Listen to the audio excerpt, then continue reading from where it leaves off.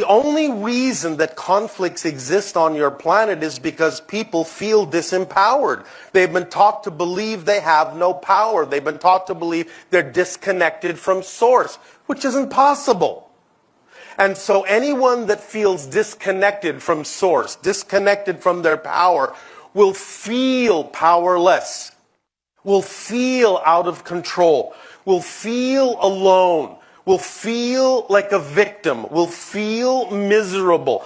And if they have no connection or no idea of their connection to their own inner power or to source, then the only way they can imagine gaining power is to manipulate the external reality and force others to see things their way. Remember, you have a saying on your planet, misery loves company. It takes a victim to make a victim.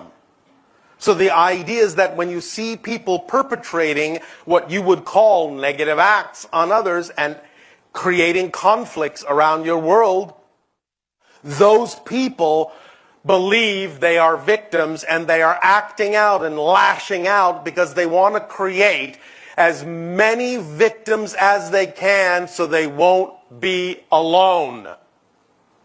So they will feel connected. But you can teach them by example that they can connect in another way. You can teach them that the idea of having to force yourself on someone actually means you don't believe in the power of what you believe in. Because if you did, you would realize that the greatest power of all requires the gentlest touch. Because if it's truly powerful, it doesn't have to exert itself at all. Look at the idea of what you call creation, all that is, God.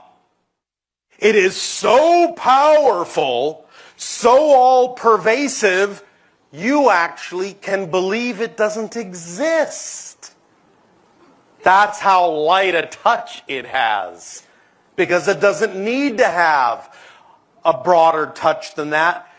Because it doesn't need to, because it is everything.